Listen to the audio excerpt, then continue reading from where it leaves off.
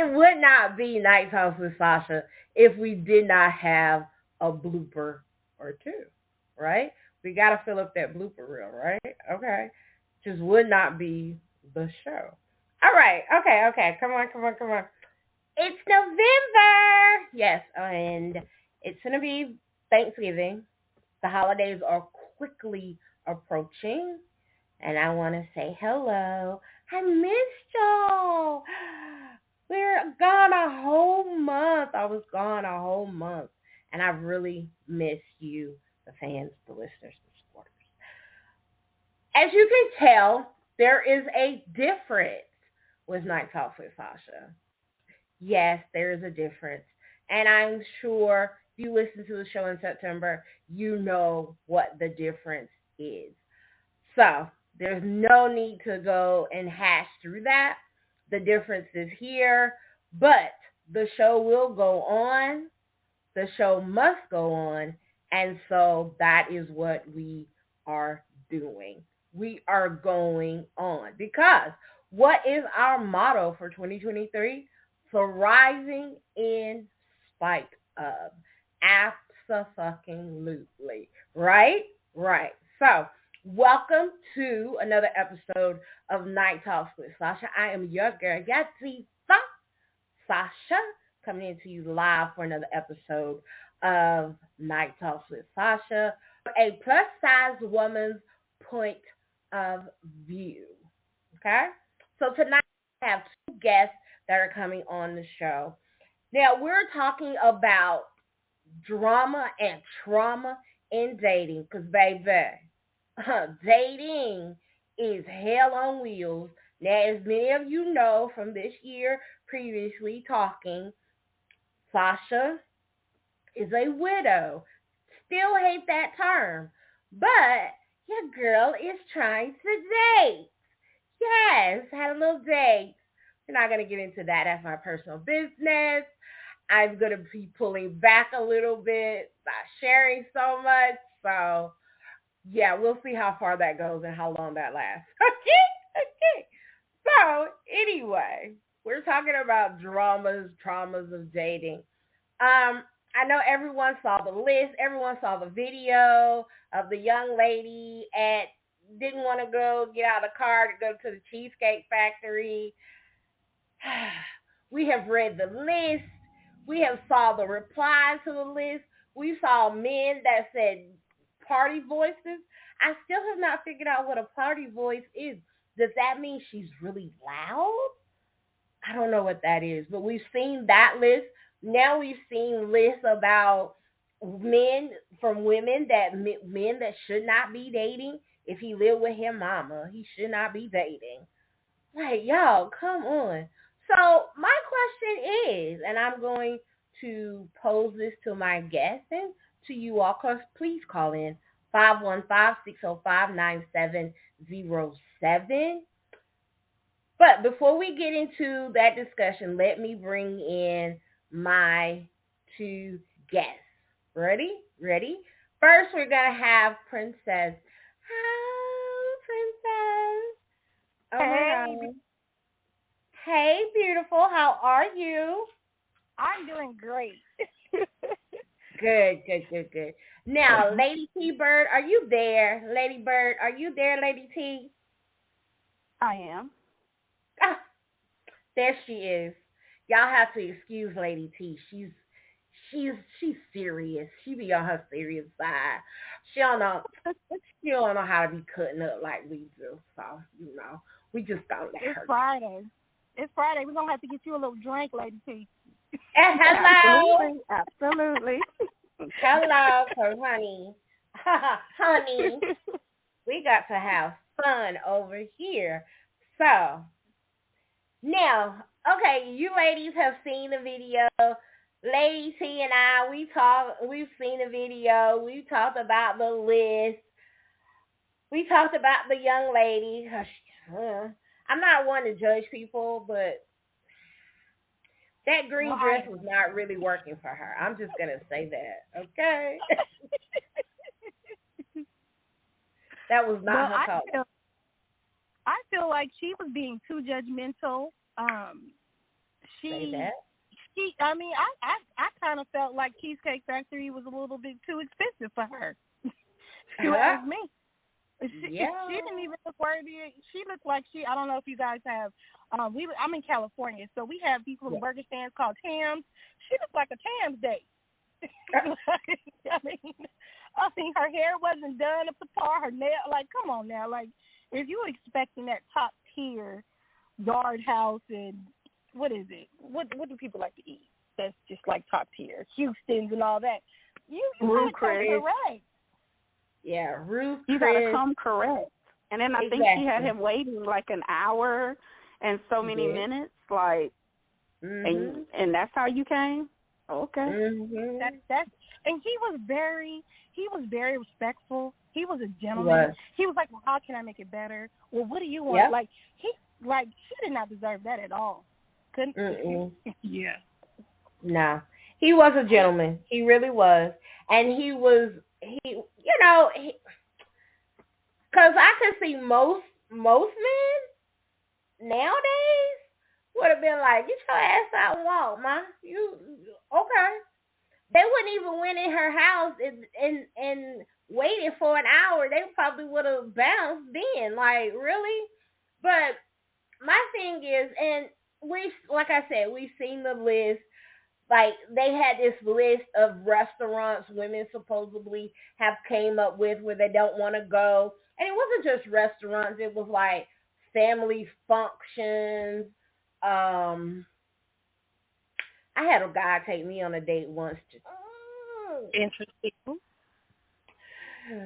After we done spent the night at the hotel, so the next day he took me to church.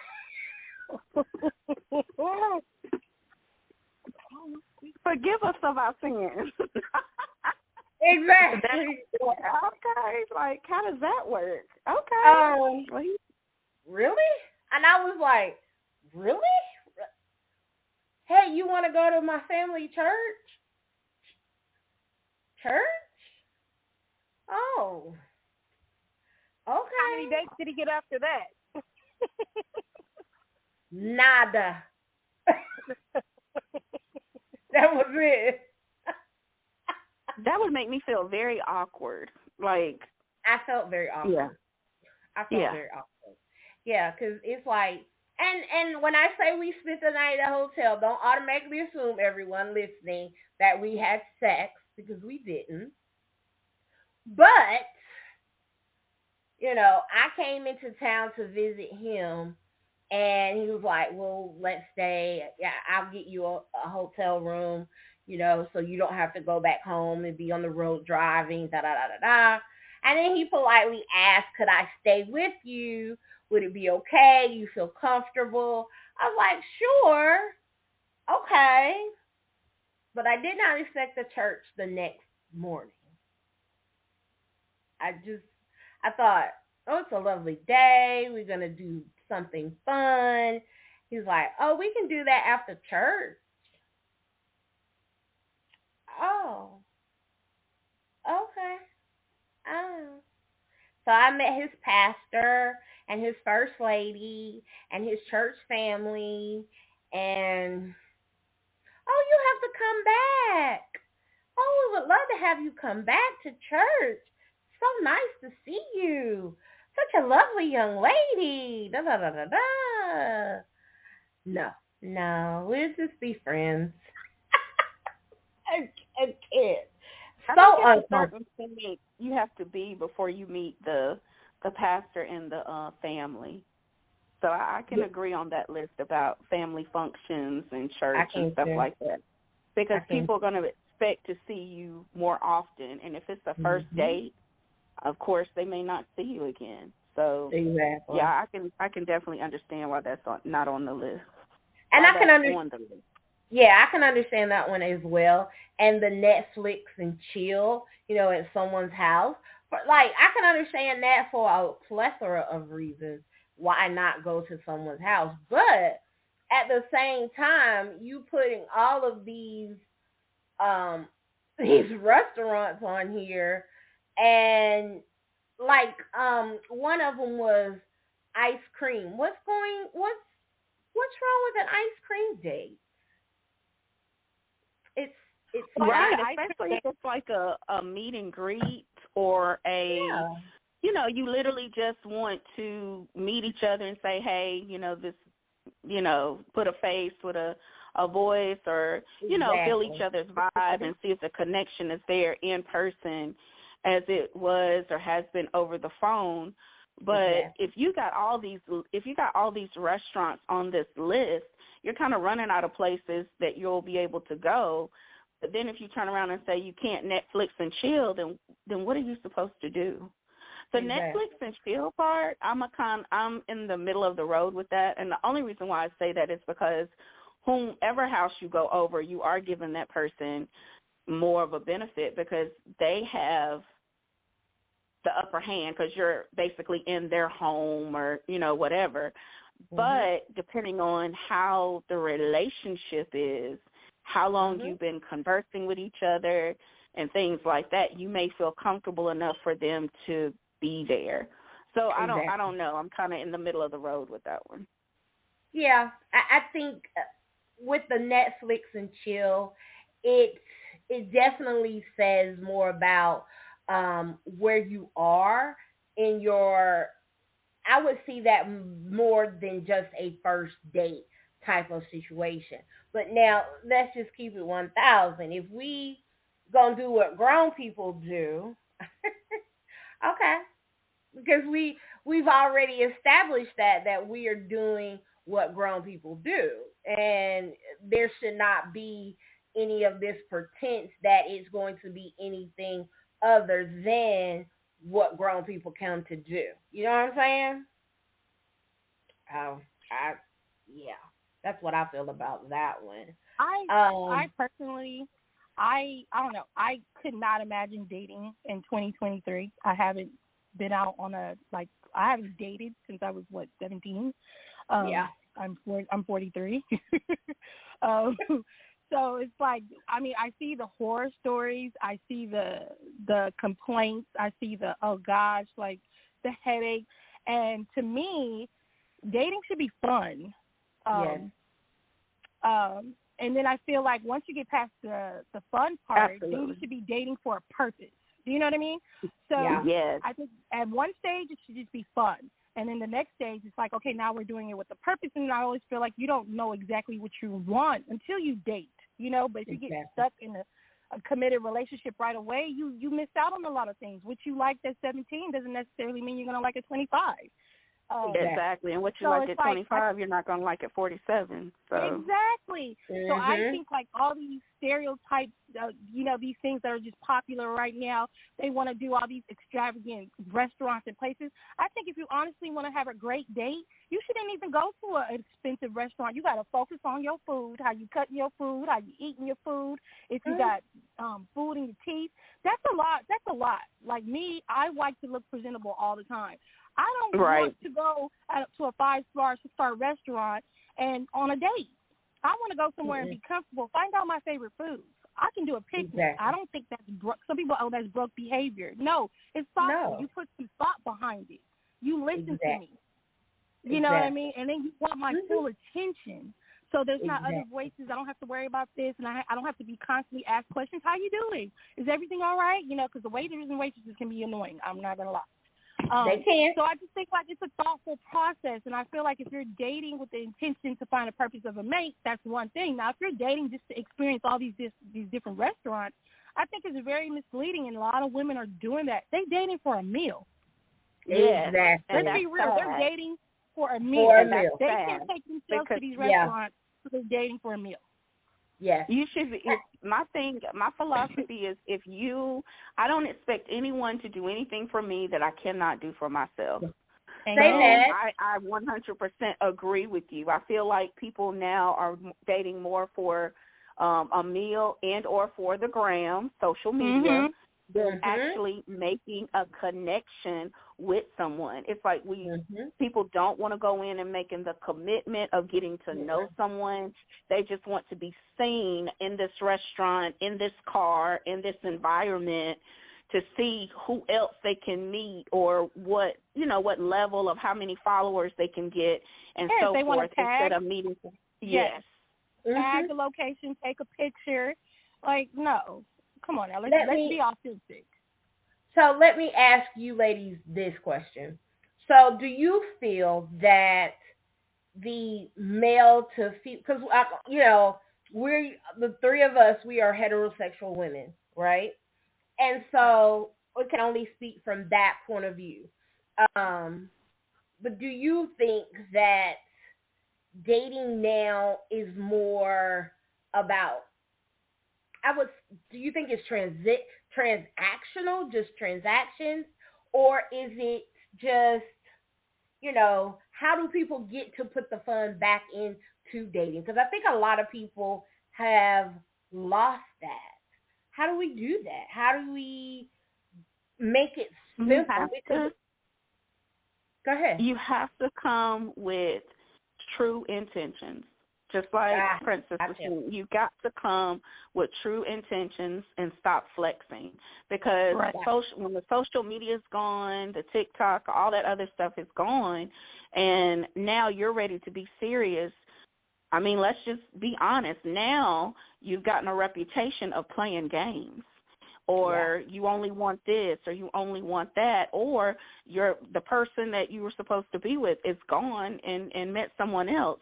So I definitely think that our intentions should be clear. I will tell a man quick, if all you want is sex, I guarantee you there's a woman out there who all she wants is sex. She's got her career. She ain't got time for a relationship. She just wants some sex every now and then. I promise you there's a woman out there for that. And as long as we keep both when men and women keep our intentions clear, I think that would help 1,000%. I agree. I totally agree. What do you think, Princess? What do you say? I feel it's like a conversation I had with my son. He's dating this girl, and he was like, I really want you to be my girlfriend. I really like you. And she was like, "Nah, you have to come correct. This ain't it." And he was like, "Mom, what did I do wrong?" And I was like, "Why do you want her to be your girlfriend? What do you see in her? Like, you just saying you want her to be your girlfriend after a couple of dates means nothing to her. She's been dating. You know what I mean? What do you see in her that makes you see her in a different light? She wants to hear those things. You're not telling her nothing. You're just saying, I want you to be my girlfriend. Why do you not want to date other people? I think you need to set your intention. You need to be clear. And women, we like to know what you're thinking. We don't want to assume. Yes. We like to know directly. Yes. I'm with my sister and her boyfriend, and it's funny because he was saying, like, in his mind, he knew that they were a couple, and she didn't know. And I'm like, well, did you ask her? And he was like, but if you're walking down the street swinging hands, you guys are a couple. I said, no. That doesn't make you a couple. Your intention is not there. This is just an action. We need words behind actions. And I think that's just it. People want to do things for the photography, for likes. They want to be seen. They're not talking about the herd part. You know what I mean? Just, for instance, about the Cheesecake Girl, like, if she was really intuitive and she took the time to get to know the dude, he would have knew. She didn't want to go to the cheese factory. It wouldn't have been an option. That means she wasn't even vocalizing her needs, her wants, and her likes and distaste. She just expected a certain type of caliber of a man to know what she should expect and like. And that's what we should not be doing. Not going into 2024. Say what you want and mean what you say. Exactly. Before you have expectations. Exactly. You cannot assume someone knows what you want if you're not clear about it. You can't assume. Exactly. Never. And you shouldn't, because you have no one can read your mind. And it's just like I told someone recently, you say that I'm assuming. Okay. But if you give me that ability to assume and not clear anything up, bro, I'm going to write that story for you from beginning to end. Because you're not saying anything, babe. Like, let me know. It's not hard. If you have someone that is coming to you and saying to you, this is what I want, this is what I would like, what about you? Now, if you don't have, if as a man or a woman, you don't have that answer at that time, say that. It's okay to say that. It's okay to say, I don't know right now. I but I would like to, if you would like to take the time to give me the ability to find out what I want, or you know, I just want to be a friend right now because I got things going on, and I need say that. Right. It's so frustrating to be in a situation talking to someone, trying to get to know someone, but you're bringing me your representative instead of bringing me yourself. Because at the Right. end of the day, I want you. I don't want your representative. After we've talked for 2, 3 weeks, that representative should be gone now. But if you're consistently bringing your representative, because that shit's gonna crack, babe. It's gonna crack, and we're gonna see who you really are. And then when you see that, I ain't gonna like you. Like I'm just not gonna like you. Just Right. not. Be you, and it's okay. Be comfortable, and I think And I that's Right. the think big. that, sorry. I think that's the biggest thing is that people are not comfortable being their authentic selves or don't know how, and then you're going out here attempting to date, but you're not being authentic. Go ahead, T. That reminds me, Lady T, when we spoke, I mean, not Lady T, excuse me, Sasha, when we spoke earlier about the date that I went on with that guy, Yeah.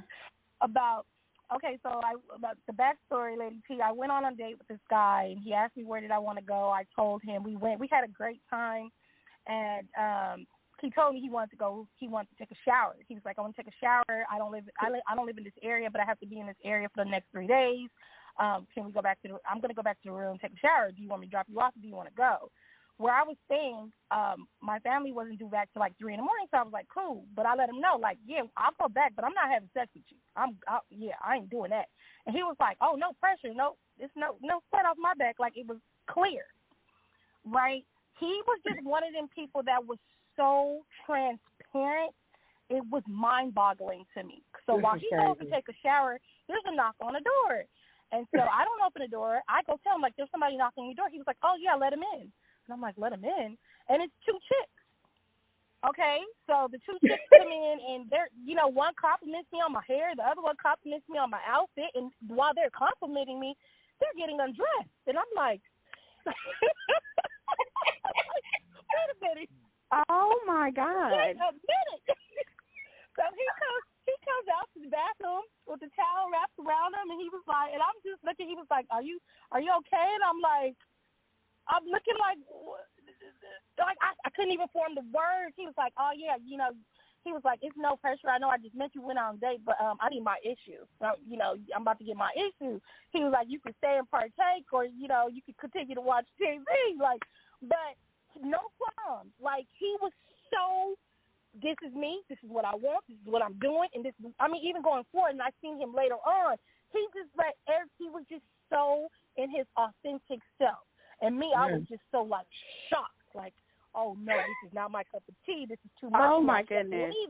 But I think I really missed out on somebody that could have been a real pertinent person in my life, because I really value people who live in their authentic, true self. Yes.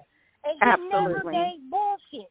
It was, It is, he meant what he said, and he was who he was. I mean, the people who knew that I went out on a date with him, they were like, do you know who that is? Like, I didn't even know. I was so unaware of people that he was just like this big-time dude. Like, and I didn't know who he was. Like, I didn't even know his real name. I knew the name that he gave me. And when people were like, you went out on a date with Twin? And I'm like, yeah. And they're like, do you know who that? No. It's like, it was only one date. It was too much for me, And they were like, he don't even go out on dates like that. Look, he must have really liked you. And I'm like, he was cool. He was really honest. But he was a little bit too much for me. Yeah. But I feel like I cheated myself out of that too much, because boy was. And see, you likely guys that right there, I would have been stuck. Yes, right? Come on, but I I'm going to tell you something. Men, when women, and even women with men, when people are being authentic, we love it. Yes. With my situation, I told a gentleman, your communication skills suck. Like, they're not, and he changed it. Like, he changed it to where it improved, and I was like, okay, good.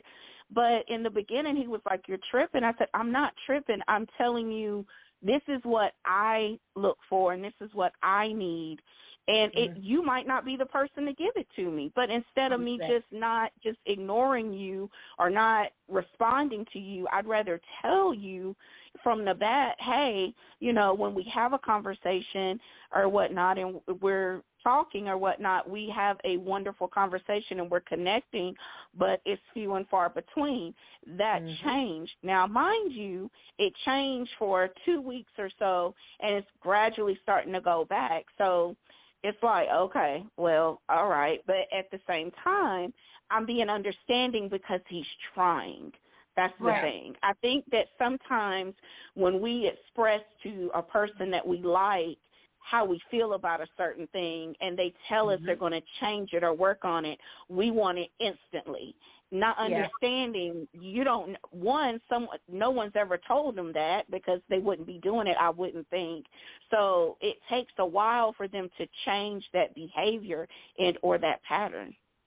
Yeah, it does. It really does. And you have to be open and willing to be, and this is my issue, okay? Vulnerability. I'm not good with vulnerability. I'm just now, as a 46-year-old woman, I'm just now embracing my vulnerability. So it is a task for me to realize, like, everyone that I come in contact with, I don't have to be vulnerable. But if you're in my personal space, like if you're in my sanctuary and I'm sharing something with you, don't gaslight me. Like, don't be dismissive of me because now I'm going to be looking at you real cockeyed. Like, don't do that because it takes a lot for people to, first of all, hear what you're saying to them. Because Lady T and I, she told me something in a conversation, and I was like, what you talking about? I don't do that. Yes, you do. But I'm like, oh, do I? Huh. And I was willing to hear that because it was her delivery. And I did not think that she was coming to me or for me in a bad way. So I heard it and I was willing to receive what she said. So if you are with a person and they genuinely show you another side of themselves, don't laugh at that or dismiss that. Take it for what it is and be like, well, thank you. Okay, thank you. Thank you for sharing that with me. I appreciate that. I appreciate you letting me see that something else of you and from you. I appreciate that. And men, we like that. We as women like that. Like, it's okay. I tell men all the time, if you get emotional, that's fine. You're safe. In my space, I create a safe space for anyone that comes into my space. I want anyone that comes around me to feel safe. That's just what I do. So if you feel a moment as a man and you are emotional or you cry or you get choked up about something and you can't, that's okay, baby. You're human. It's all right. And if any person, woman that looks at you and says, nigga, you need to man up. Ugh, that's weak. You weak. Run. Run as fast as you can and get away from that toxic energy. It's okay because we are human. We are. And we have feelings and we have emotions. Show them. It's okay. Really, it is. And that stuff, to see a man allow himself to be vulnerable with you as a woman, and you honor that moment, and he feels safe, that is such a beautiful thing. That's intimacy. Like, we need to get back to intimacy, y'all. Like, real talk. Real talk. But there are men and women, and I'm just gonna be transparent, that has experienced so much hurt from a significant other where they were vulnerable, where they were open, when you did show them a side of you that no one's ever seen before. And what happens is 2 months later, 2 weeks later, you and that person get in an argument and they throw it back in your face. Or they use whatever you said to them against you, or they feel the need to go and tell the world about it when it was a moment y'all shared together.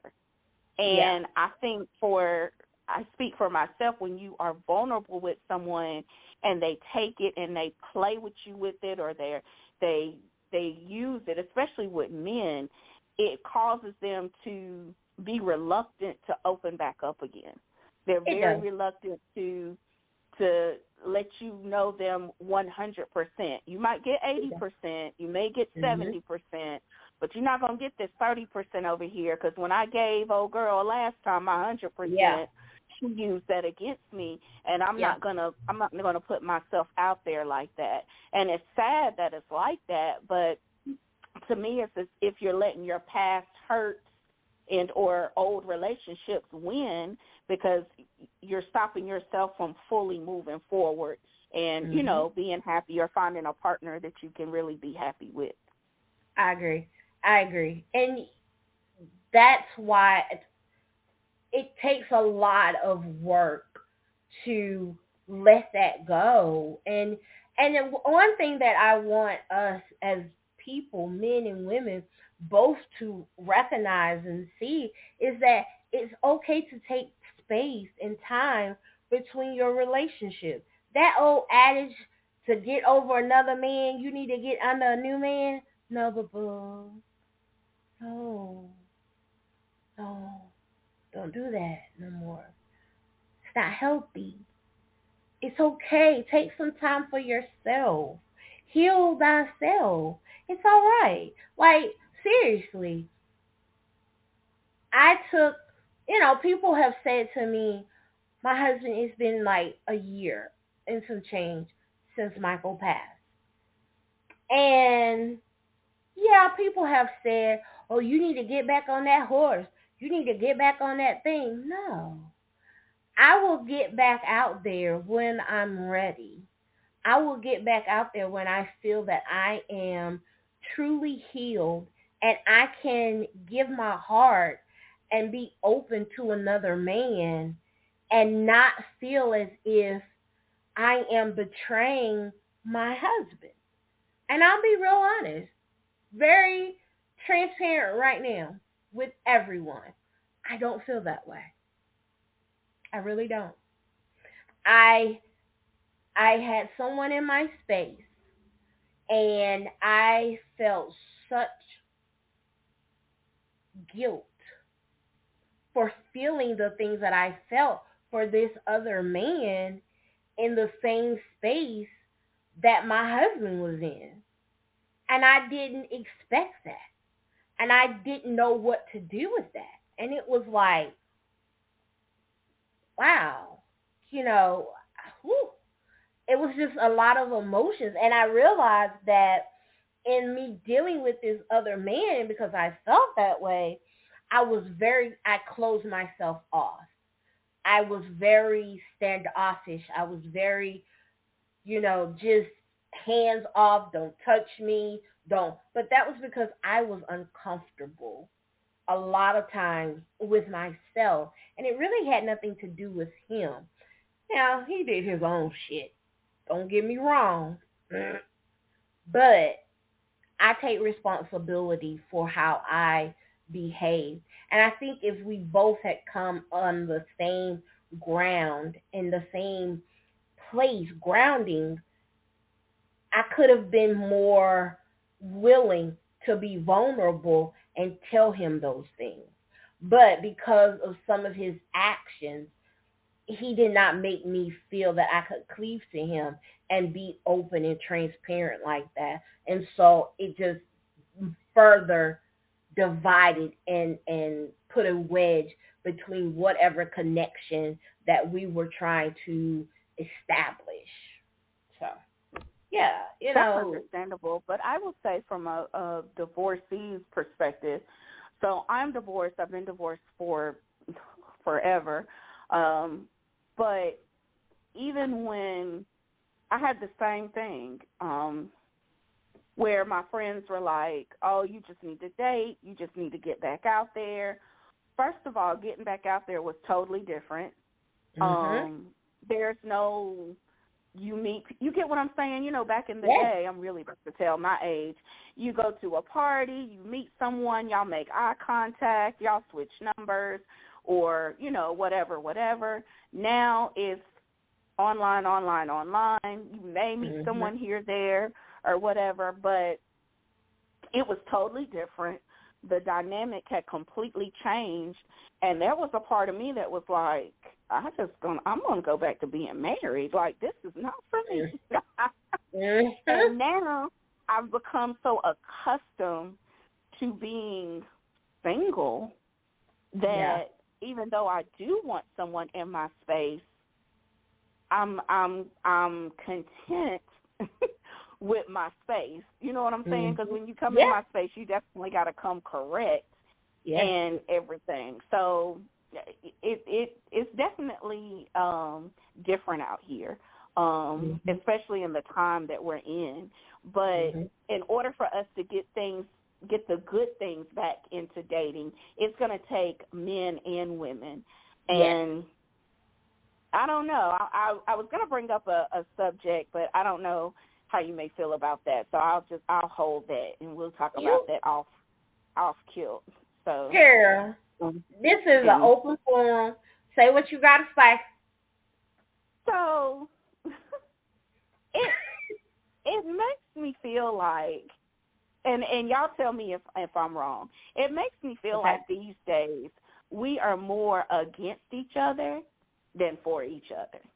We are. Like, you'll hear men just bashing women, and you'll hear women just bashing men. And I'm like, how did we get here? Why are we here? And how can we go back to what we used to have? Yes, I think everyone has to earn their respect and get respect, definitely. I think we definitely need to respect the man, and the man should respect the woman.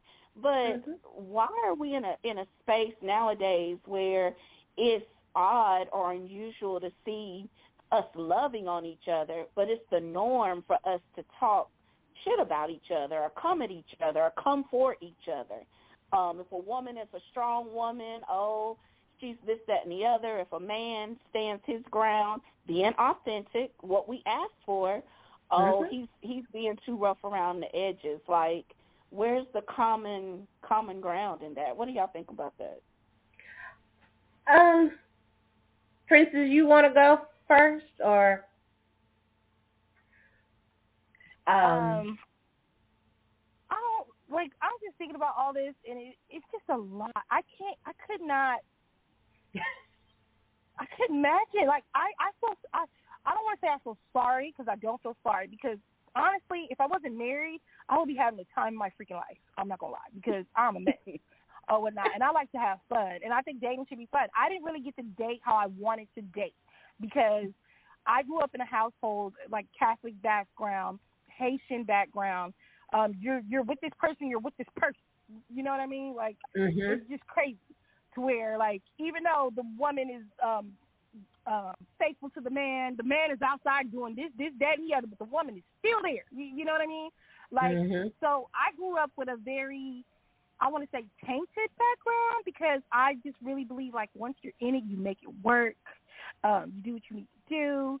And had I really been open-minded and not so in my head, I would have dated, like, had fun, made myself open to experiences, not been so, rigid. like rigid. Yeah. For a long time, I had an ex-boyfriend. He called me Missionary Anya. Like, I was not open to new things at all because my grandma used to be like, you don't do this, you don't do that, you don't do this. Like, I really believed a lot of the things that I grew up hearing until I literally, I started a group on Facebook called, what was the group called? The seductive, I don't know, salacious. It's been so long. They're going to get sexual salations or something. I'm not even in the group no more, but the group is still there. But basically, it was a group I started for people who were having issues in their sex life and for people who wanted to learn to do more things sexually, who didn't know how to approach their partner, or for people who wanted to learn. It was like all kind of people who joined the group. And I learned so freaking much. Like, the education behind it was so amazing to where I honestly, I love being married, but if I wasn't married, girl, I would have had a ball. Like, some people would go live in the sex rooms where they would watch people have sex and do different things. Like, my mind is so peaked and want to learn different things. Like, I watched this show called Sister Wives. People are like, why you watch that show? Like, I'm very open-minded to being polyamorous. Or in a like that type of relationship now, because you know what I noticed? Like, not to say that a man can't be faithful. I believe if they want to, they can. You know what I mean? But even in the Bible days, no man was with just one woman. You know what I mean? They had wives or whatnot, and I believe like it's a community. I've always been like a community type person. I wanted a sisterhood, a community, or whatever, and I wanted a lot of children. They didn't necessarily have to be my children. I had no qualms about being with a man who had children because I feel like if I'm with you, that child is my child too. You know what I mean? I've always been like that. To where now I'm 43 years old. I only have 3 kids, 3 biological kids. I have 1 stepdaughter. To me, she's my daughter or whatnot. My husband has the same amount of kids. You know, he's never wanted to have a lot of kids. That's where we falter at. Like, my brother has 12 children. And people, you would have thought I would have been the one who had 12 children. I only have 3.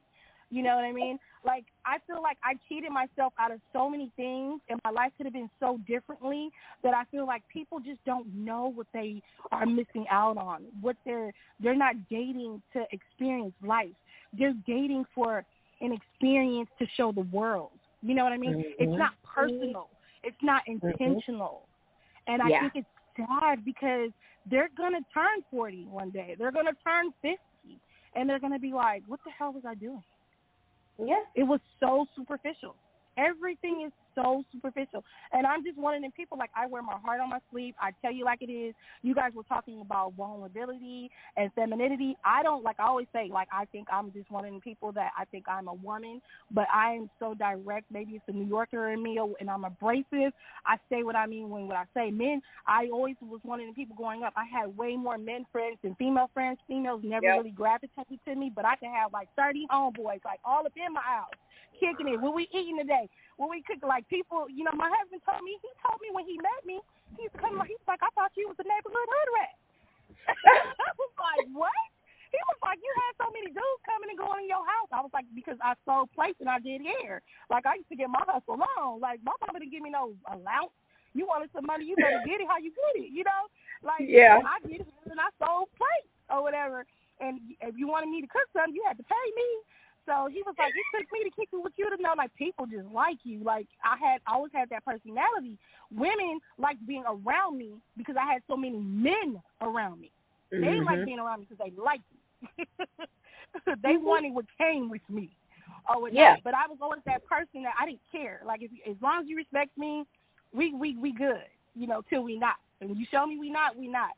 So and I think that's what dating, too. It's like people have expectations and want certain things, but they're not being direct. And they're not being truthful and honest.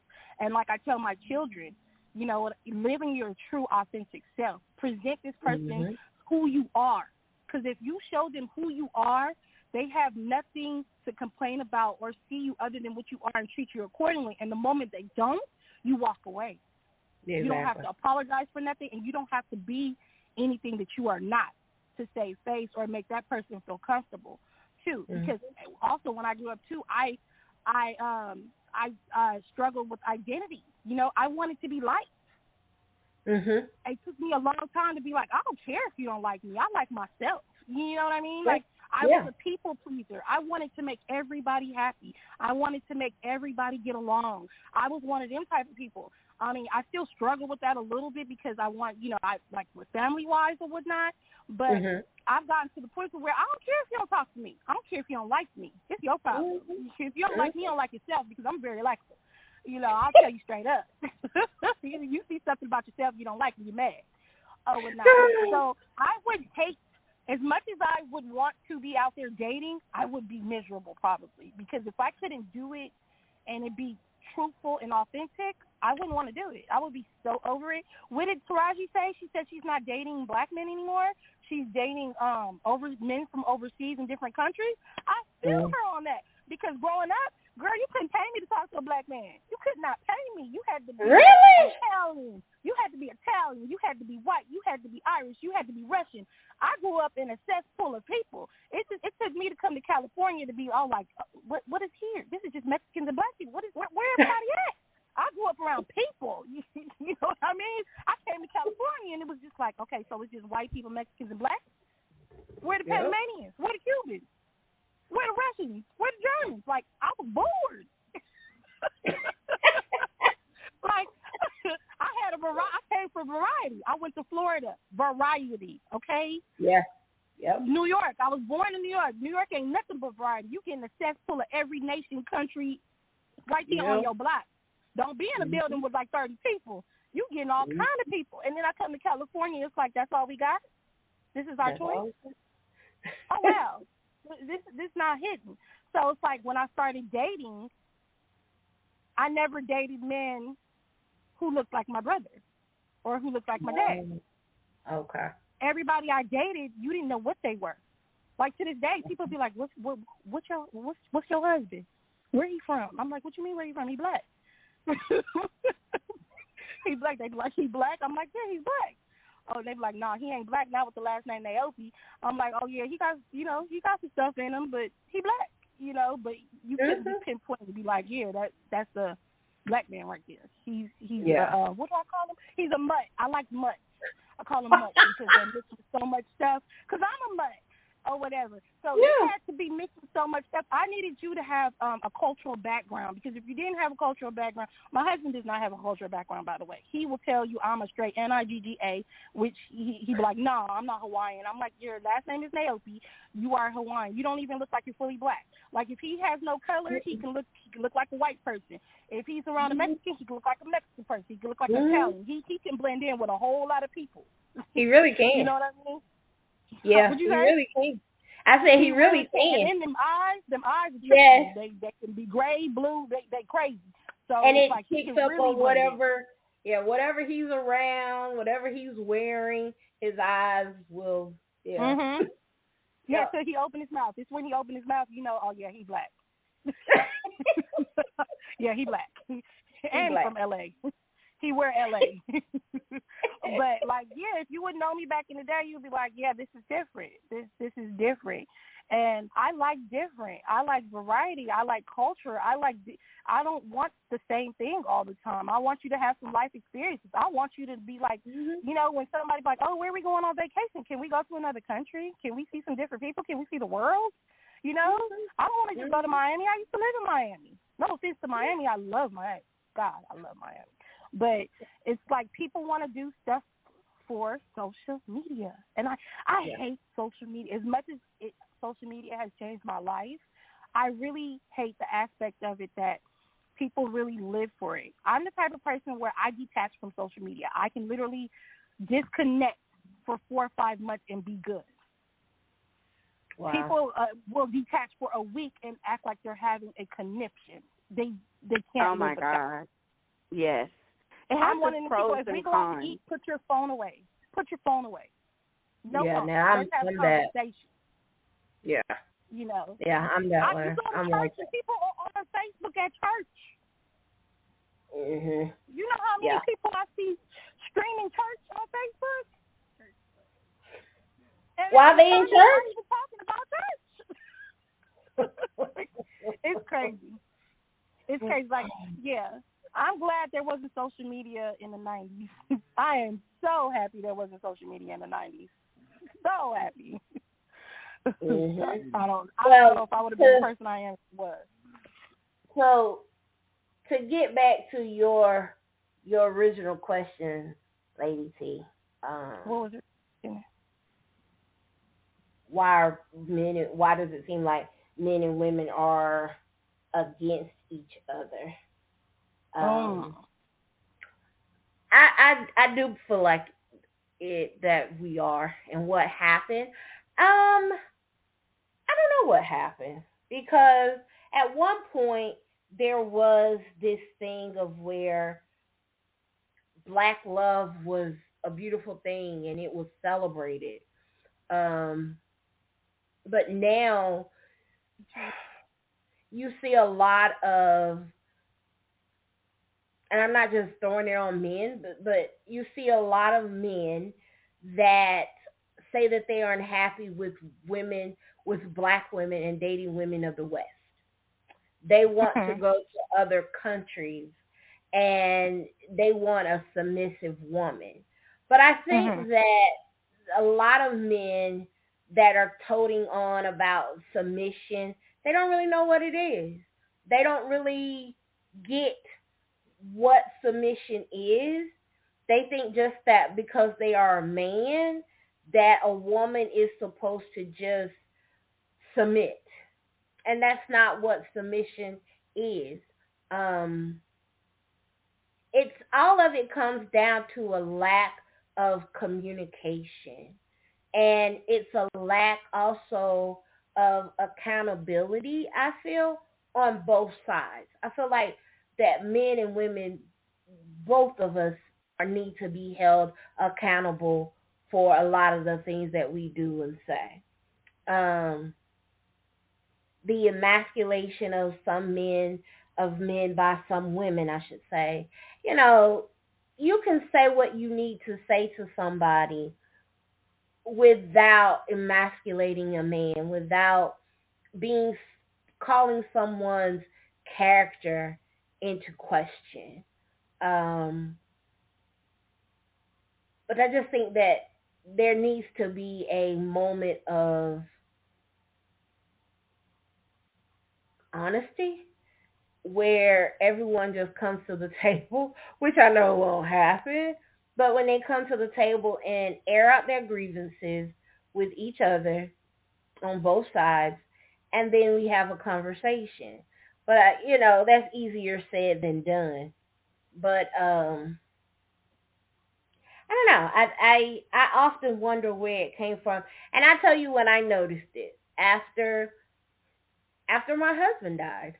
I started to notice how men, especially on Instagram, how a lot of men talk to women, how they see women, and it's so degrading, and it's so when you hear another man that is like, I follow this guy on Facebook, Johnny J, and he's a lover. Like, he loves women. And he puts out things on his page where he's talking about his woman and how he likes to make love to her and how much he enjoys being sexual with her. But it's not like he's trying to have sex with 2, 3, 4, 5 different women. It's one woman, and he's talking about love and sex and intimacy with one woman. But then you hear a lot of men that look at his page and follow what he does, and they'll say, "Oh, he's pandering. He's just doing that for women. He's cockled. He's a cockled man." He's like, "Yeah, I am, because I enjoy being under my woman." I don't take that as an insult, but people say that. Other men say that, and then we as women are looking at him and thinking, "Damn, where your brother at? Where you at? Can we clone you? Can we make 3, 4 more of you? We want you." And you also with Kevin Samuels when he came out, and it's like it became cool. It became the norm to talk about a high value man, but yet and still you talking so much trash, so much dirt on a woman. What? But yet you, what do you want? And that's where it goes back into, you know, if you got men that are paying so much attention to their homeboys, and they out here with their boys, and they doing this with their boys, and they taking vacations with their boys, are you, do you want a woman? What do you want? What do you want? Do you like women? That's what I ask. Like, I ask a lot of guys, do you like women? Yeah, I like women. No, not do you like to fuck women. Do you like women? Period. As people. Do you like women as people? Do you like women as humans? Do you see us as humans? Or are we just disposable? And I think that, unfortunately, is a way that a lot of men, some men, let me clarify, some men think. Because all men don't think the same, and all men are not the same. But that's how some men think. And you have these podcasts and things where they bash, and that's all they do. And it's just the rest that is out there, um, and it is detracting away from the real issues that are going on and the things that could be worked out between us as men and women, as black men and black women. Because at the end of the day, regardless of what you want, if you don't want to date a black woman, then don't. That's your choice. It's your preference. It doesn't mean that all black women are the same, just as all black men are not the same. But I really think it's a lack of accountability, and you have a lot of people in other people's ear, and they're not thinking for themselves. And at the same time, you got hurt people hurting people. So that's my thought about it. I find it sad though, because really, you're really missing out on the opportunities to create these wonderful interactions with each other. Because men of different races, they are attractive. They are some attractive men that are whites and Puerto Rican and everything else. But for me personally, I love a black man. I just do. I like a brother. I want me a black man. And Yes, ma'am. that's just what I want. And I think we are together, a black man and a black woman, the two of them together, they understand. Like, it's nothing like being with your black man and you a woman, and you see somebody like this white woman clutching her purse and moving away from your man because she think that he gonna do something to her, and then you just pull up on him like, and you just grab up on him because honey, you safer here with my man than you are with some of these other little scallywags out here, because he is a man's man. And it's those types of things. Like, we understand the cultural things that we go through, as men and women in this world. I don't think that black men have it so much easier or that black women have it so much easier than men. I think that we all suffer in our own way, in our own right. And it's nothing like having a brother when you can come home and you done had to code switch all day and you've been talking like that, and then you get home and you can be you, and he gets you, and you can just let your hair down and just be in that space. That's beautiful. To me, that is so beautiful. And it's just nothing like it. And we are missing out because there are so many women that are choosing to be single because they don't want to deal. And that's sad. That's sad. It's really sad. And I don't want that for myself. I was with someone for 10 years, and I don't want the rest of this life that I'm living to be alone. I don't. I'm too good of a woman to be alone. I'm too good of a partner to be alone and not sharing this love and these things that I have inside of me that I can give to a man, a black man. So with that being said, you're too good of a woman to be single, and I think it's a lot of us that feel that way. But are you?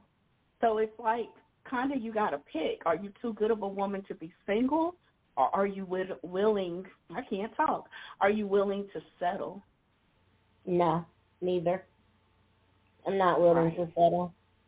Right. Mm-mm. Right. And I don't think that that you have to. And I think that that's the problem, is that there are a lot of people, especially men, that think that you have all this stacked against you as a woman, especially those of us that are older. I'm 46. I can't have babies like that. Like I got to. There's a competition between women already, and now you throw in the fact that you got men that are waiting just as well as women that are waiting to have children. So now you have a lot of these older men, 46 to 50 or plus, now they're starting all over. And the women that they're picking, they are picking younger women because they are fertile. And, it's like, well, you're damned if you do, you're damned if you don't. But I'm not going to settle because I know my worth and I know my value. I am, too, a high value woman. No, you don't have to settle. I think that there is someone out there for everyone. It took me a long time to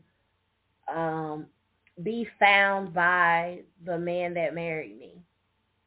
It was a long time. um, and I think that some things that are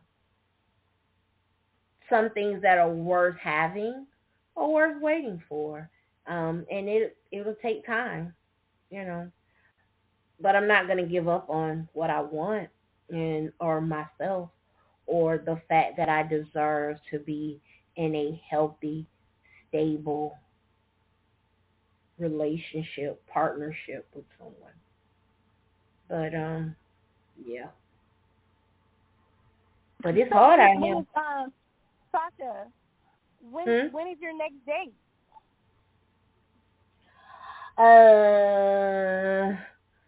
I don't know about that. What about you, Lady T? Say that again. What about you? When is your? I mean, are you dating? Yes. So mine will be the gentleman I was talking about earlier. It will be not next week, but the week after. Okay. And so with dating newly, like, because like I said, I've been I've been with my husband for 23 years. Okay, so it's like, do you? Because I'm trying to tell my son is like, when he's invested, he's invested. You know what I mean? Right. And I want him to be like, oh no, you need a week off. You know what I mean? You don't have to see her after work every day. Right. Like, you got to give that person time to miss you. Right. Yeah. He really sets his intentions, and he's all in. And we as women, we like that. We really, really like that. But I don't want him to be seen as a sucker.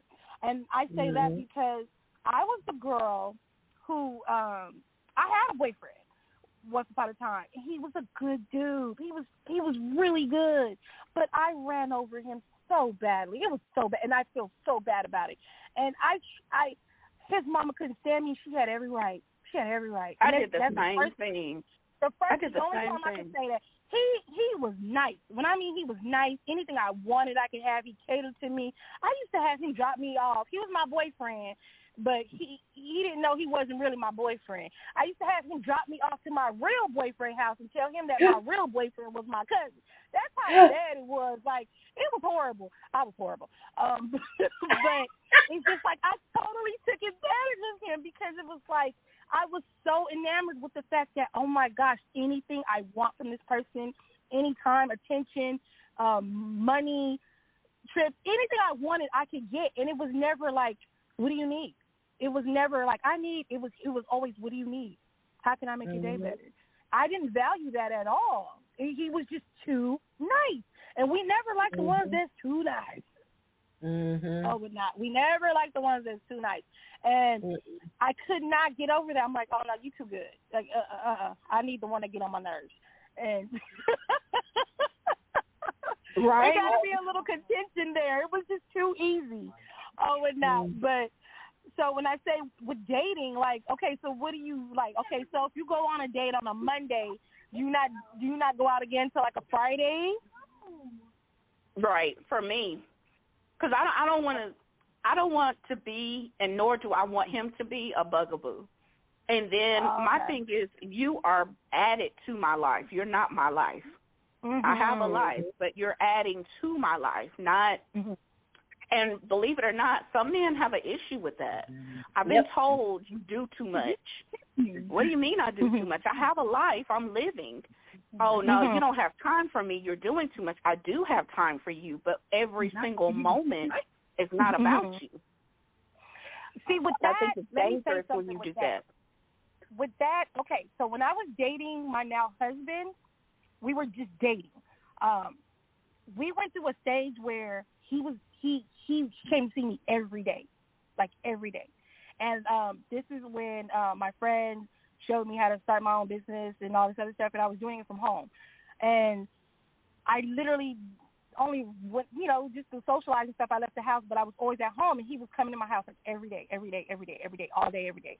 And I knew he was dealing with his daughter's mother.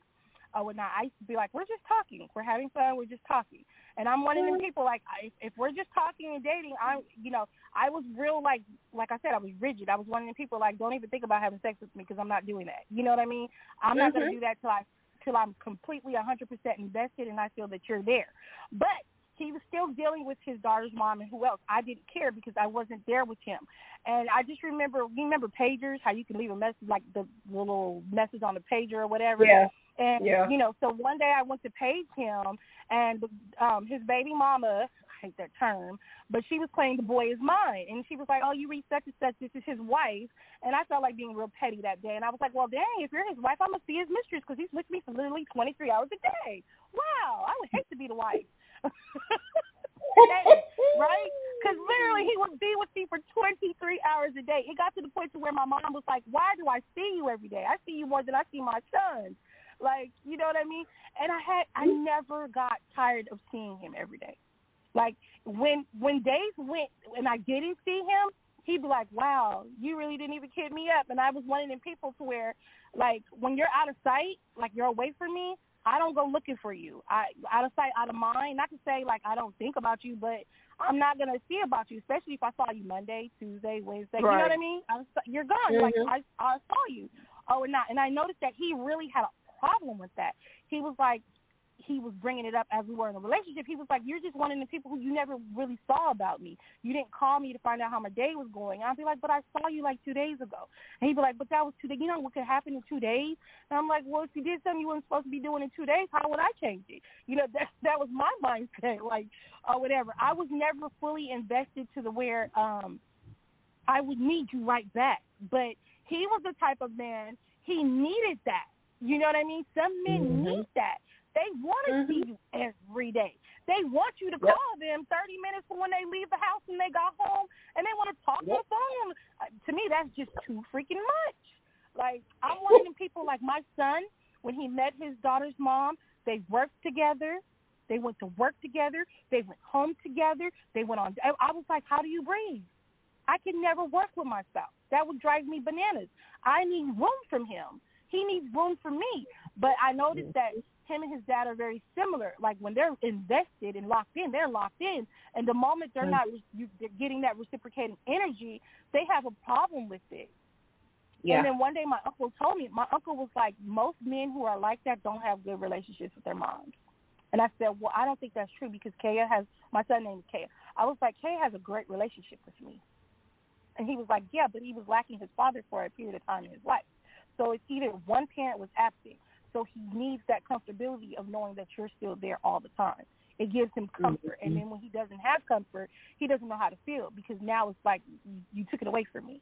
So it's like, so for the men that are like that, and us women to be like, look, I saw you Monday, I'll see you on Friday or Saturday, and it's a turnoff. It becomes like a turnoff for us, right? Like, it's just too much.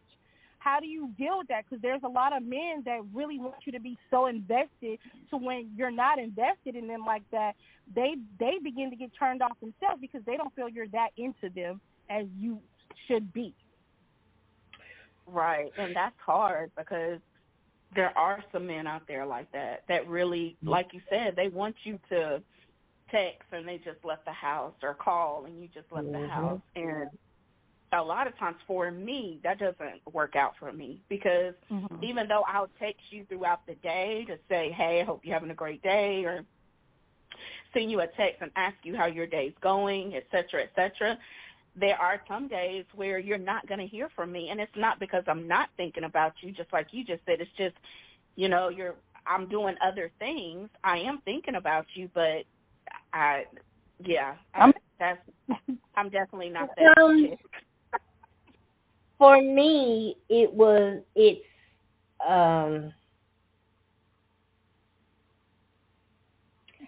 didn't have a problem with it because Michael was like that. But we lived so far away from each other. So it made a difference. We were like 9 states away from each other. And so for 2 years, our relationship was long distance on the phone. And that made a difference. And so we had a routine. And when we actually got together and we started living together and we got married, he would go home to visit his mother for 2 to 3 weeks. And that was my time away from him, and that was his time away from me. He didn't always like it. I did because I got a vacation from him. I got a chance to miss him, and it worked in our favor. That did. But we worked together. We lived together. We played together. Everything together. And I said to him, okay, we got to have something separate. And so I separated us. But Michael was locked in. So for me, I liked it. But at the same time, don't drown me. And I know that's like that don't make a whole lot of sense, but it does. Like I like it. I like for men to be locked in, but don't don't crowd me all the time. Don't do that. Don't have to be under me 24. And it's not necessary. But I do like for men to be locked in because I'm big on intimacy and my love language is acts of service and I want him in my space because I want to do things for him. I want to cater to him. I want to cook for him. Like I'm in love with someone when I will cook a full course meal. Like I will have courses, 3, 4, 5 courses, and a dessert. Like I'm head over heels.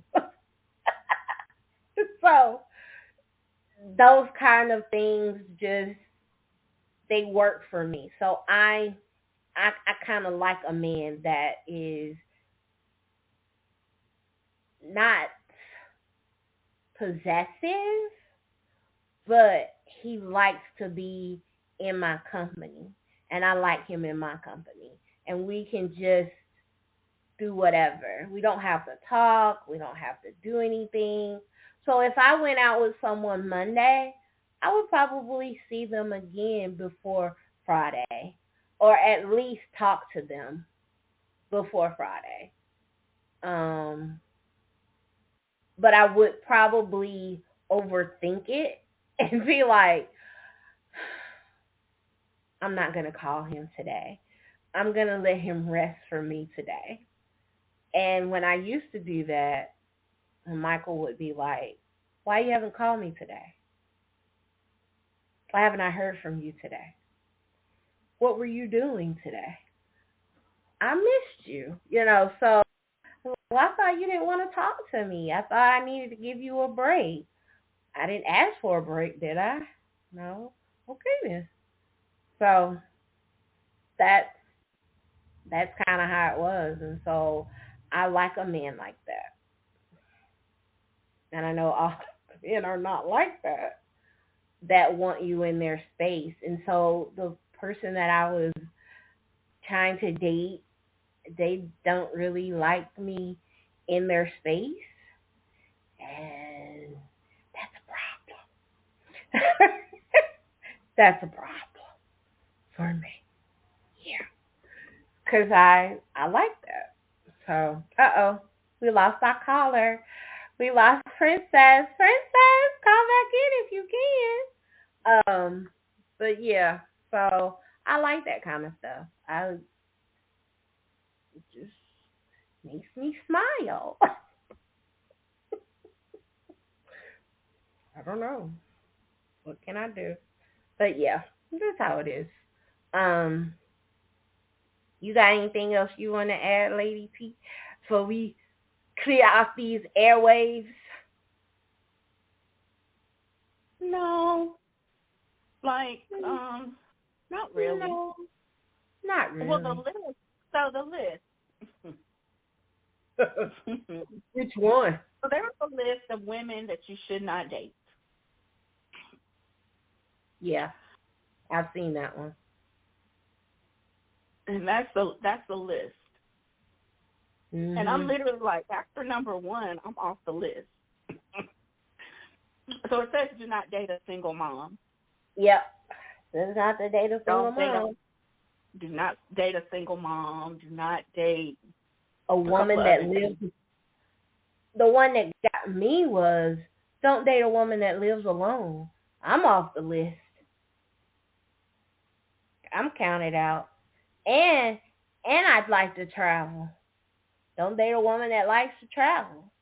I'm Right. also Don't date a woman who likes to travel. Don't date a woman who lives alone. Don't date a woman who's a single mom. So you literally canceled out a more good than 60 to half. 70% of women, if not more. Yeah. So again, who are you going to date? That list, like a lot of people were saying about that list, That list was about looked like one angry dude. He was real angry. It was like I don't know who he was representing, but boy, oh boy. Like, do you want? That's when I go back to that question. Do you like women? Do you like Not as women? Yes, not so much about are you gay or are but do you just in generally like women? Because there are a Or lot of or do you look at a woman as an object?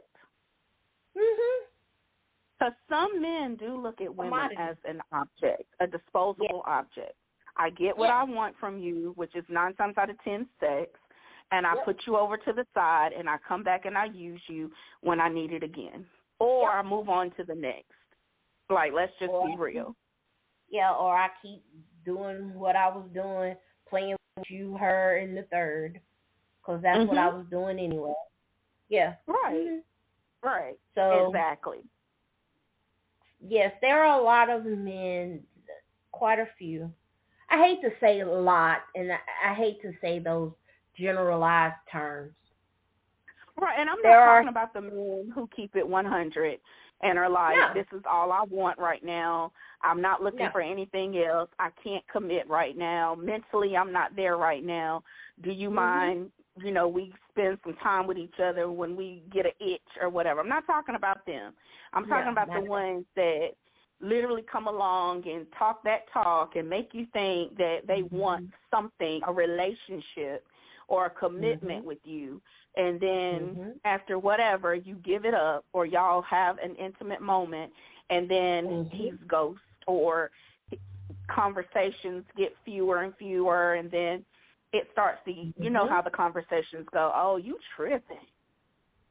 Yep. I think we need some Yeah. time apart. Mhm. Whatever. Yeah. That's what I'm talking about. I'm talking about the transparent man. The transparent man, please stay transparent. Please stay Transparent. authentic Mhm. Please.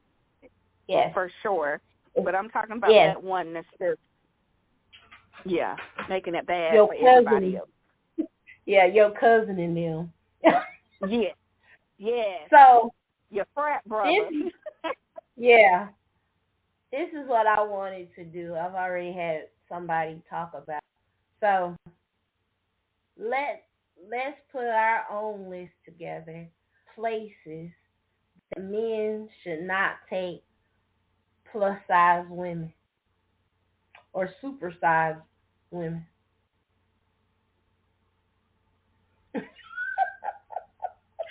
Girl. Girl. So look, I don't want my plus size women get mad at me, but if you know, you know, okay? Don't Yay. take us to no fair. Girl. Don't take That us to is no fair. Because what we woman. gonna do? What we gonna do? I'm just keeping it 1,000. I love the stuffed animals. Don't get me wrong. The games, whatever. But who? Please. Who? Yeah. And then what Mm-mm. kills me is Six Flags. What I'm gonna Girl. do? What we What's the gonna point? do? What's the point?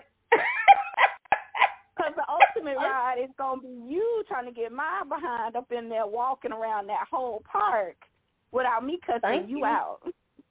I mean, Thank let's just be you. real. And mind you, we are laughing because we are plus-size, beautiful women.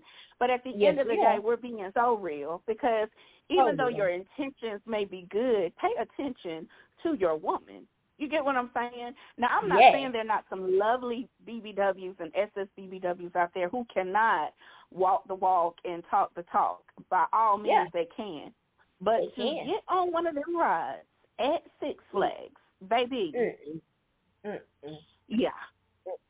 And I'm going to leave And it at that. please, when you take me to a restaurant, please make sure that the table can come out like and move. Please don't have one of them stationary or one of them booth seats, bruh, The bolted down table, the welded bruh, table, the bruh. welded table. That is the second enemy of a plus size woman. We all know what the first one is. That white chair. That white At old the cookout. At the cookout chair. Yes, the family reunion chair. Don't. Yeah. We don't play like that. Don't do that. Don't do it. Please don't do it. We will get up. Look, get up, get what we brought, and leave. Straight like that. And leave. Like, what is this? I'm going to be uncomfortable. Why do you do that? Uncomfortable. Like, bro, look at me and look at that chair. You know damn well. Right? Because that's literally what you're thinking. Like, so you didn't think this all the way through, right? Oh, I ain't even think about it, baby. Or another We can tell. Thank you. Or we going on vacation and we renting a car and you want to get one of them little fucking economy cars. I can't stand you. Can't stand you. I cannot stand you on this day.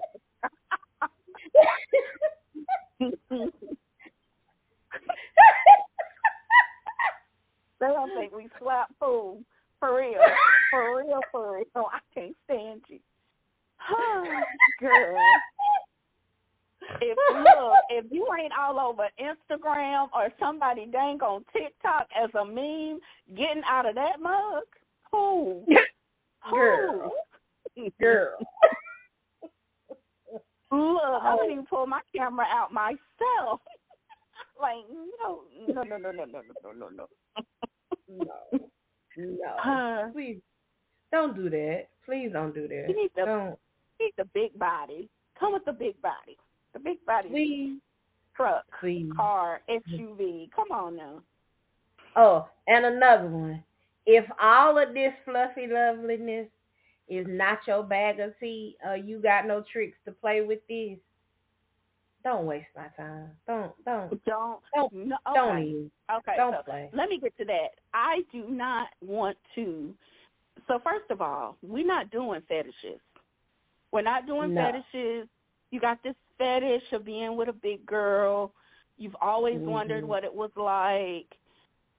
It's something you want to scratch off your list, so when you and your homies are having a conversation, you can say, oh, yeah, I tagged one. No, that's not what we're doing. That's not what we're doing. That's not what we're doing. Now, player.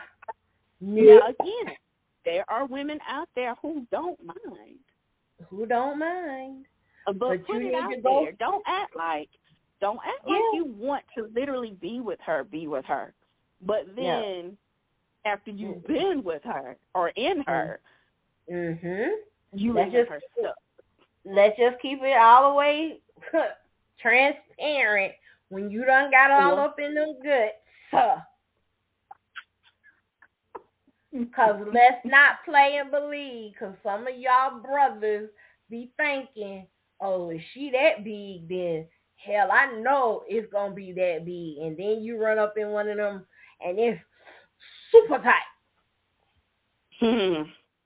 Oh, but don't mess around and get the right one where you get super stuck. Now, come on now, don't mess around and think, oh, I'm probably going to have to block her. Oh, what they say, fuck around and find out? Hey! Like, don't get it twisted, because it does happen. It does happen. Yes.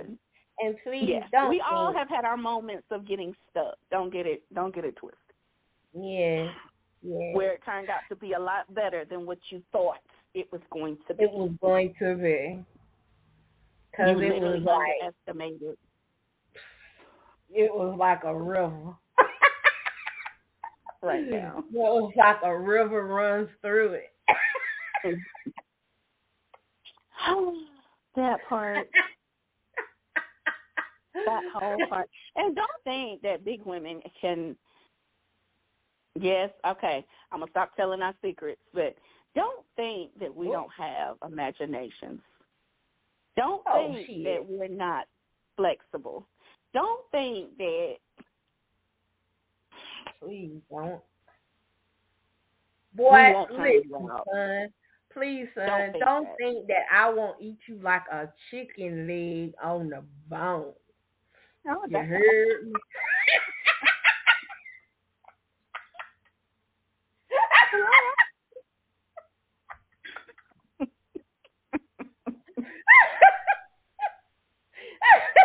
Guess you're going to tell us how you really feel.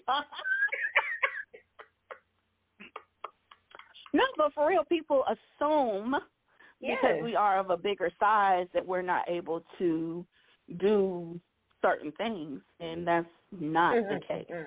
That is not the case. That's just why I said some, and not all of us can't handle Six Flags.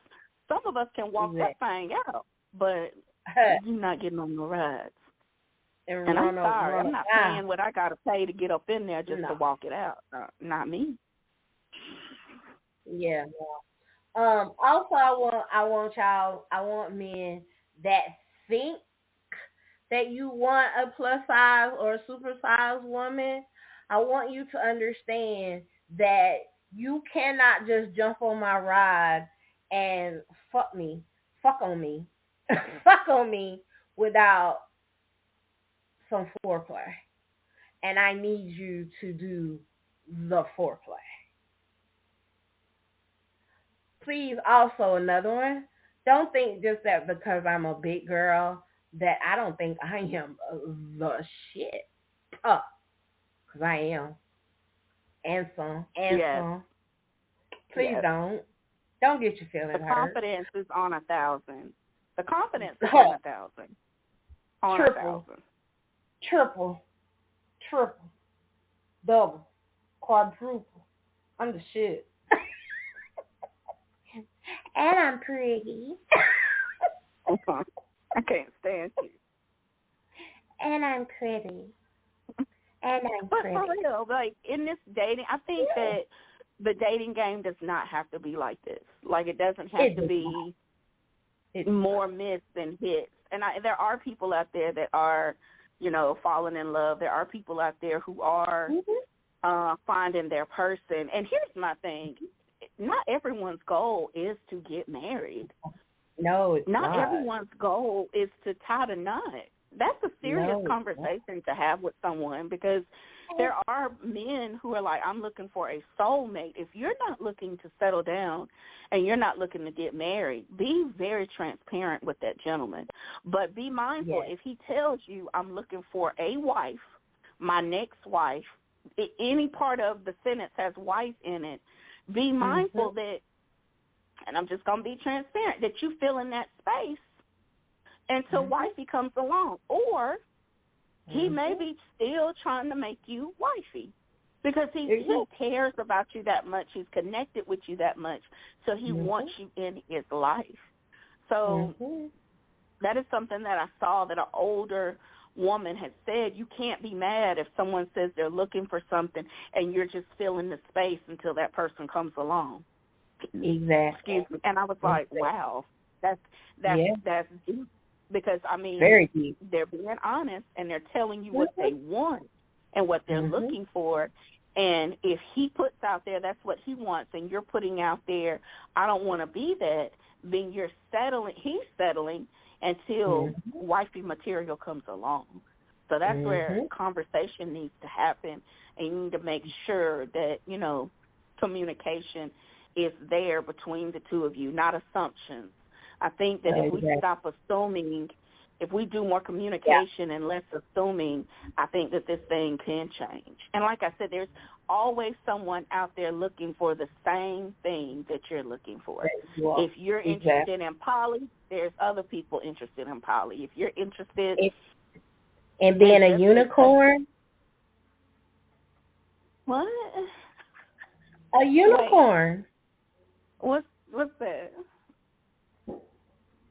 A unicorn is a woman that goes into a committed relationship and she is the lover. She could be the lover.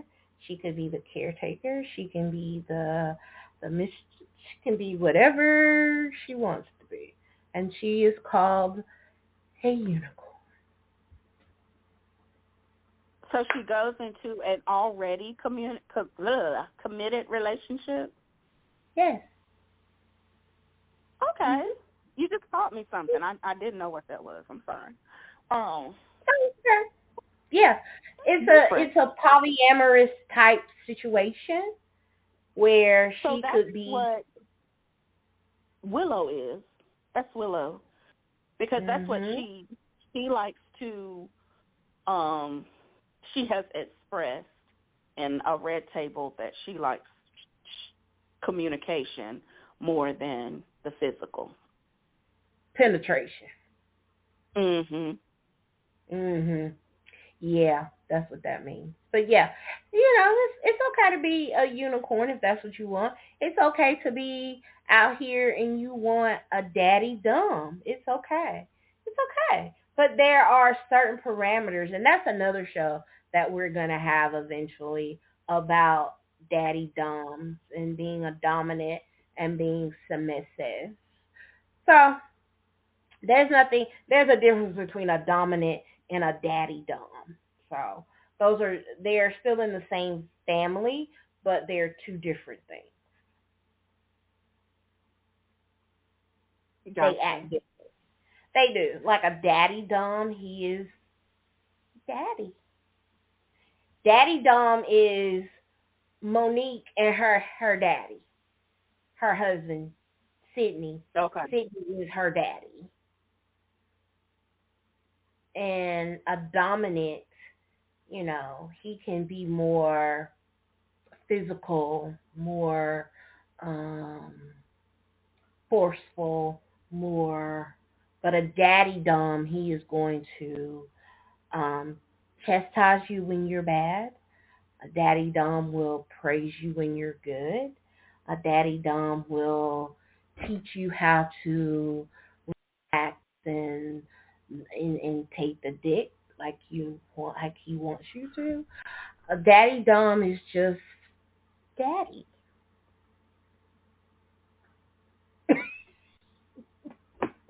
Okay. Okay. I'm definitely gonna be listening to that show because that's interesting. That's, Yeah, that's that interesting. that's a daddy dom. Daddy doms are they're not as they're not as they're not as Force. forceful. They're not as you know. Some would What other say, shows do you have lined up? "Oh, ma'am, you're just gonna have to wait and see." But yeah, that's one. I have a few other things. I have a guest coming up on the 17th. Um, she is the editor of her own magazine. It is an online magazine, HPS. Deidre Deidre Gibbs. She's out of Houston, Texas. Okay. It's been a long time interview that was supposed to happen, but life be life, honey. So she's coming on the 17th. I have another. I'm trying to get my waist measurements so that she can make me a belly chain. Artsy. She's out of Philadelphia. She has a new business called Grandma's Hands, but she makes belly chains. She makes them for plus size and super size BBWs as well. You just got to get your exact measurements, and she'll make it. And it takes her a minute to make them because not only do she make them, but she prays over them and she sets the intentions for them for your waist beads. Okay. That would be Yeah, interesting. Yeah, I definitely would be interested in yeah, that. yeah. I gotta get my beads. I gotta get my waist beads made. And let me see what else I got coming. I don't know. I just got a few other things that are coming. I got a money show coming up. Oh, and I also want to put out, like, if you're listening and you're a poet, listen. February of 2023, Sasha's Playpen was fire. Okay? So if you want a little bit more of that heat, and you want a little more of that play, and that action, baby, come on. Hit my email, nighttalkswithsasha69@gmail.com if you are a poet, a spoken word artist, if you talk about love, sex, fucking whatever, a little bondage, a little play, a little action. We all open over here, baby. All 2020. Oh, we open. Open the door.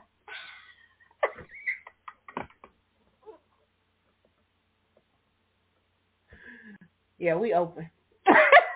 Open for business. So if you are a poet and you want to be a part of Sasha's Playpen, come on in. Come on in the room. That will be in But of February course, there will of be room. next year. That's going to be February of 2024. So we're Okay. already pulling people. I need poets. I need spoken word artists. Whatever you do. If you do a little BDSM, want to do a little play on air? Come on. Come on, Cletus. Come on. You want to tell me about flogging? You want to instruct on some flogging? We can do that. We're open. We're open. Yes. All 2024, we are open. We gonna do some fucking.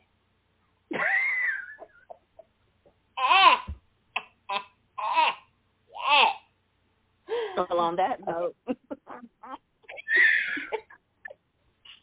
I'm trying to set him up right for Valentine's, cause I mean, and you want boy, to started.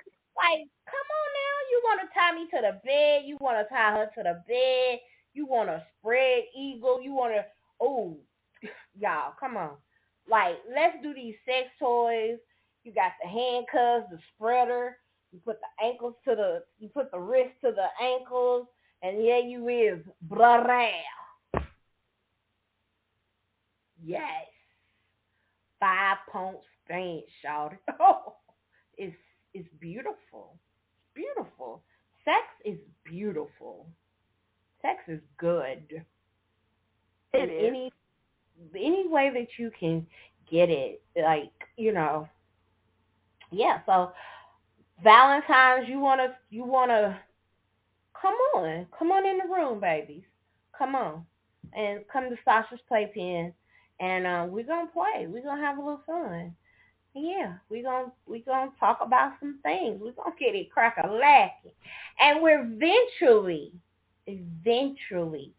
Sasha's Playpen is going to become a real live occurrence. It's in the works. Yeah, don't you like that? Don't you like that? Mhm. Mhm. Mhm. Mhm. Mhm. Yeah. Yeah. Don't you like that idea? I think it's great. Now that's not going to be I, 2024 though.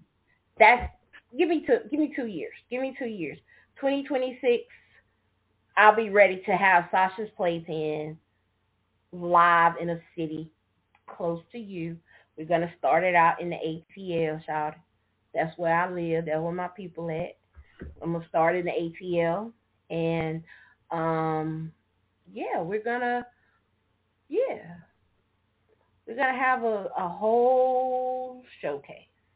Little poetry, little spoken word, little flogging, little BS, little play, little role play, little. Let's just do the damn thing. Mhm. Yep. Burr. okay. I'm Yeah. excited. So, and your shows are on Friday night, right? Yes, my shows air on Friday night from 9 to 11.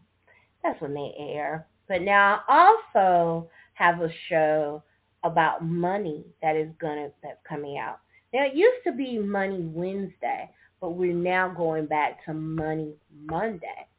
And I'm also going to be throwing in once a month on a Saturday, we're going to do Self Care Saturday. So, with Self Care Saturday, that show is just going to be about what it says, self care. We're going to talk about mental health for men, for women. We're going to talk about therapy, group therapy, art therapy. We're going to talk about everything that needs to be talked about. Now, that is just one topic on Self Care Saturday that I'm going to talk about is mental health across the board for everyone, man, woman, and child. But then the next one, it'll be on something different. It won't just be on mental health. But the first one that's going to take place this month in November is going to be on mental health. And we're going to talk about the mental health of black men. I think that we need to start speaking about the mental health of our brothers and encouraging them to seek help and therapy wherever, in whatever capacity that they need. And, there are often conversations about women and therapy and how we should and we do, and it's great. And I would love to continue to have those conversations. But I also want my platform, Night Talks with Sasha, to be a platform where we will talk about all people and all facets of life. And so we don't man bash here. We welcome men here because there is nothing like a man. The way he smells, the way he moves, the way he looks. There is nothing like a beautiful black man, honey. Nothing. Mm-mm. And whoever told you that it was, it wasn't, they told a lie. They lied to you. Mhm. Mm-mm. They lied for you. Honey, ain't nothing like a beautiful black man. Smooth skin, Absolutely. all chocolate, Absolutely. red, tall, with broad shoulders, got a nice one. Anyway, yeah, so that's that. But that's what's happening. Also, and things are coming up for Christmas, so stay on the lookout.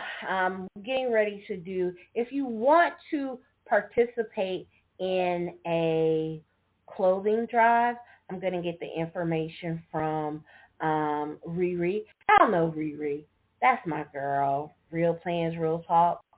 So it's a clothing place, a shelter, Grove Way in Atlanta, Alpharetta, somewhere in that area. I'll get the exact info. But that's our charity. That's Night Talks with Sasha's charity, and I'm also going to do one up here close by me as well. I'm going to try to donate. So if you have blankets, coats, gloves, anything like that that you can spare, and you want to help, then bring it on. You don't have to do it here where I am. Do it in your area. Do it, just do it. But that's going to be our charity for Christmas. So we're going to try to get Riri and the ladies from Grove Way on and talk to them. So that's going to be coming up in December. Christmas. So stay tuned. I've missed you all. I love you. Can't wait to be back on the air with you. Oh, my people. You're my people. I love all of y'all. I really miss y'all. I really, really have. So I'm glad to be back on air. It feels good. I'm in a good space. I'm in a good mental space. Shit is, I'm good. I am so good right now. Yes. Like I'm vibing. I'm with my, yeah, it's wonderful. Okay? Okay. So I will see y'all Monday. We're going to talk about some money. And we're probably going to jump back in and visit with Miraculous about these Bitcoin, because he ain't called me yet and told me I need to put my money down on whatever.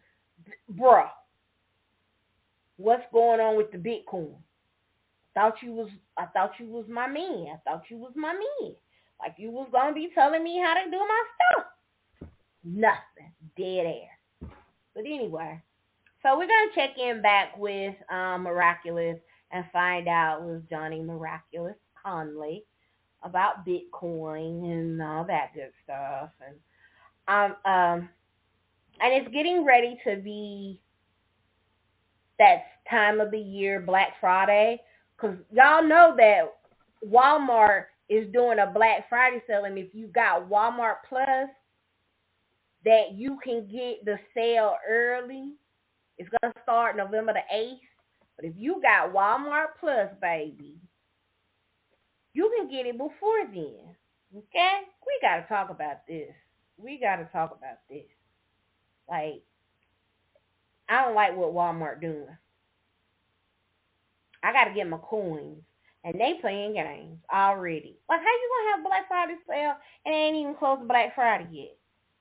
The month just came. November literally just came in. Yes, but they're already talking about having a Black Friday sale, because you know I get it in my email, right? Right, and there are some very good sales, though. Some very good stuff in there. Very good stuff in there.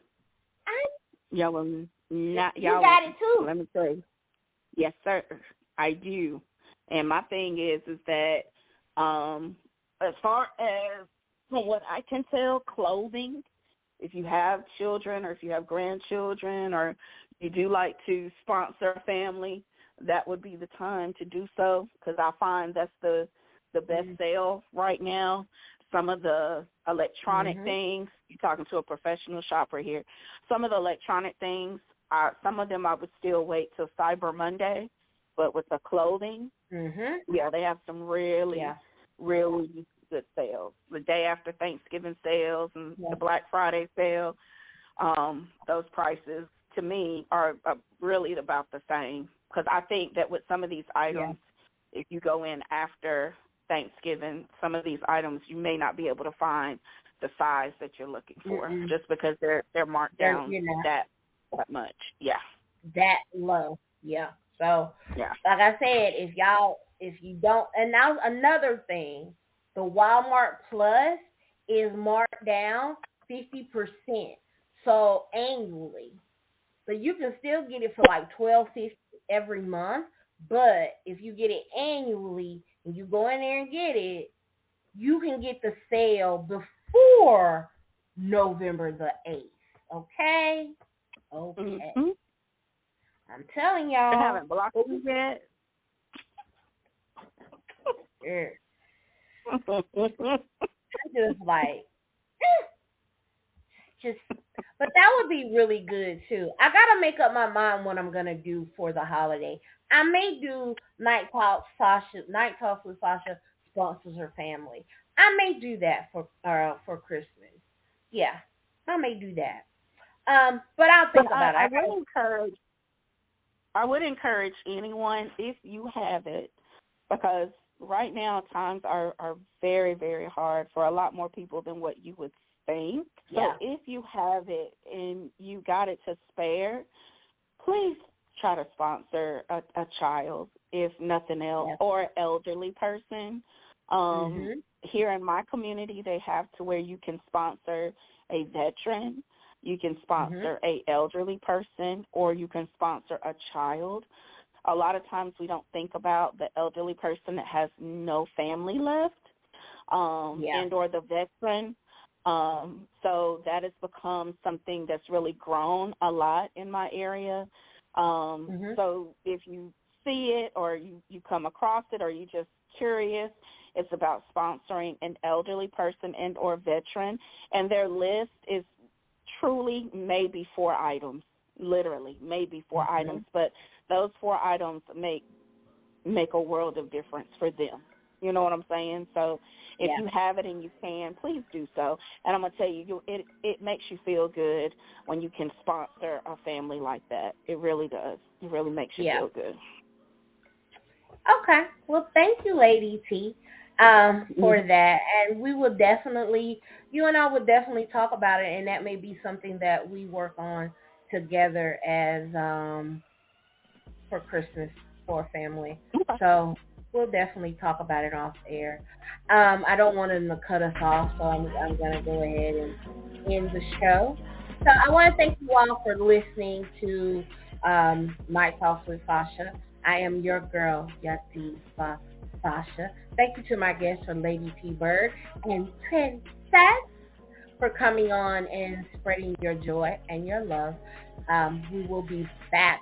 I will be back next Monday. Well, this coming Monday, and we will do our Monday Money Show. We gonna shop, so y'all be ready. Okay. Love you. Bye.